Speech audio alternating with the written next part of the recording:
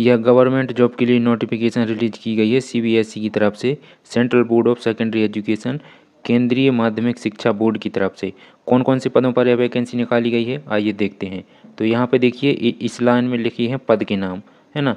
पद के नाम कौन कौन से हैं, तो असिस्टेंट सेक्रेटरी है ना, असिस्टेंट सेक्रेटरी और असिस्टेंट सेक्रेटरी यहाँ से है। फिर अकाउंट ऑफिसर, ये दूसरा पद है ना। फिर junior engineer, junior translation officer, accountant है ना, जूनियर अकाउंटेंट। तो इन सभी पदों पर ये वैकेंसी निकल के आई है।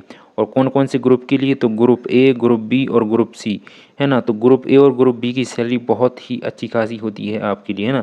और ग्रुप सी की जो सैलरी है वह भी अच्छी होती है ना। अभी देखेंगे सैलरी स्ट्रक्चर क्या है। अब बात करें इसमें एज की कि मैक्सिमम एज क्या है, तो यहाँ पर एज है ना, उम्र, आप कितनी उम्र तक इसमें अप्लाई कर सकते हैं। और जो टोटल वैकेंसी हैं वह इस वाले कॉलम में दी गई हैं, इस साइड आखिरी में, है ना, टोटल वैकेंसी कितनी है। जैसे कि जूनियर अकाउंटेंट की 20 हैं, है ना, और जूनियर ट्रांसलेशन की 7 हैं। तो असिस्टेंट सेक्रेटरी ट्रेन इसकी हैं टोटल वैकेंसी 22, है ना। असिस्टेंट सेक्रेटरी एडमिनिस्ट्रेशन डिपार्टमेंट में 18, इस प्रकार से दी गई हैं। और रिजर्वेशन भी दिया गया है। आइए देखते हैं इसमें और क्या डिटेल दी गई है इस फुल नोटिफिकेशन में। यदि आपको इसका पीडीएफ चाहिए है तो पीडीएफ आप नीचे दिए गए लिंक से डाउनलोड कर सकते हैं। टेलीग्राम जो चैनल है उसका लिंक दिया गया है। इसमें देखिए यदि आप आवेदन करना चाहते हैं तो इसकी जो आवेदन है वह 12 मार्च से ही स्टार्ट हो चुके हैं। और इसकी जो लास्ट डेट है वह है 11 अप्रैल, है ना। यदि 11 अप्रैल 2024 की लास्ट डेट रखी गई है यदि आप इसमें फॉर्म भरना चाहते हैं।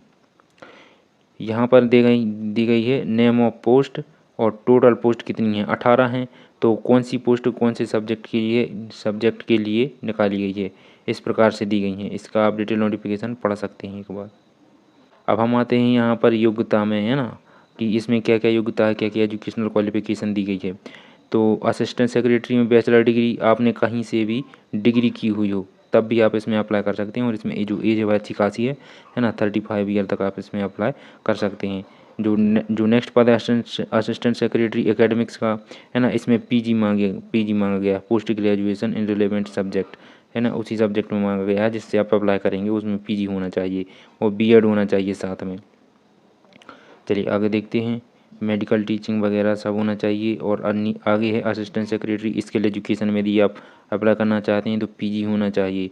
और 4 ईयर बैचलर डिग्री इंजीनियरिंग यदि है तो अच्छी बात है, पीएचडी है तो और अच्छी बात है। जो भी है सब होना चाहिए, है ना। असिस्टेंट सेक्रेटरी ट्रेनिंग में इसमें भी पीजी मांगा गया है। आप जिस भी सब्जेक्ट में यूजी की हो उसी सब्जेक्ट में पीजी हो, या जिस सब्जेक्ट में आप अप्लाई करना चाहते हैं उसमें आपने पोस्ट ग्रेजुएशन किया हो, है ना, साथ में बीएड किया हो, या फिर आपके पास में एनईटी वगैरह हो, है ना, या फिर स्टेट लेवल एलिजिबिलिटी टेस्ट निकाला हो तो भी आप इसमें अप्लाई कर सकते हैं। जो ग्रुप है ना, ये है अकाउंट ऑफिसर की पोस्ट, इसमें आपसे डिग्री मांगी गई है ना। Bachelor degree of recognised university, आपने जो डिग्री है उसमें आपने इकोनॉमिक्स पढ़ी हो, कॉमर्स से हो, कॉमर्स, है ना, अकाउंट्स, फाइनेंस, बिजनेस स्टडीज़। तो कुल मिला के ये जो बीकॉम करते हैं उनके लिए अच्छा है, जो कॉमर्स से सब्जेक्ट से हैं तो उनके लिए अकाउंट्स वगैरह अच्छे होते हैं। और आपने पोस्ट ग्रेजुएशन की है तो अच्छी बात है, एमबी किया है तब भी आप इसमें आवेदन कर सकते हैं। जूनियर ट्रांसलेशन है, इसमें बीटेक वाले अप्लाई करेंगे। जूनियर ट्रांसलेशन ऑफिसर है, इसमें मास्टर डिग्री मांगी गई है ना। आगे देखते हैं। जो अकाउंटेंट है इसमें बैचलर डिग्री मांगी गई है, वही economics, finance, business studies, commerce, account, है ना, कॉस्ट अकाउंटिंग, है ना। और आपकी जो टाइपिंग स्पीड है इंग्लिश में वह 35 होनी चाहिए और हिंदी में 30 वर्ड पर मिनट की स्पीड होनी चाहिए। आगे है जूनियर अकाउंटेंट, इसमें 12th बेस है, यदि आप 12th पास हैं तब भी आप इसमें अप्लाई कर सकते हैं, है ना। 12th pass from recognised board institute with accountancy, business study, economics, commerce, जो लोग बीकॉम करते हैं, है ना, या कॉमर्स सब्जेक्ट से हैं वह इसमें आवेदन कर सकते हैं जूनियर अकाउंट के लिए, है ना। जो एज रिलैक्सेशन है वह SC ST के लिए 5 साल का है, OBC के लिए 3 साल का है। और इस प्रकार से एज रिलैक्सेशन दिया गया है।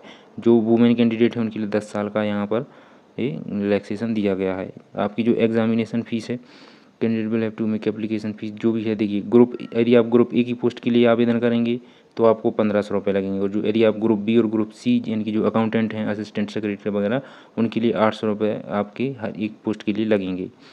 ऑनलाइन आपको पेमेंट करना होगा। स्कीम ऑफ एग्जामिनेशन, आपका एग्ज़ाम किस प्रकार से होगा, तो OMR बेस्ड होगा, CBT होगा, और कौन कौन से सब्जेक्ट हैं वह इस प्रकार से दिए गए हैं। यहाँ पर हर एक पोस्ट का यहाँ पर अलग से सिलेबस दिया गया है, तो आप इसका PDF डाउनलोड कर सकते हैं।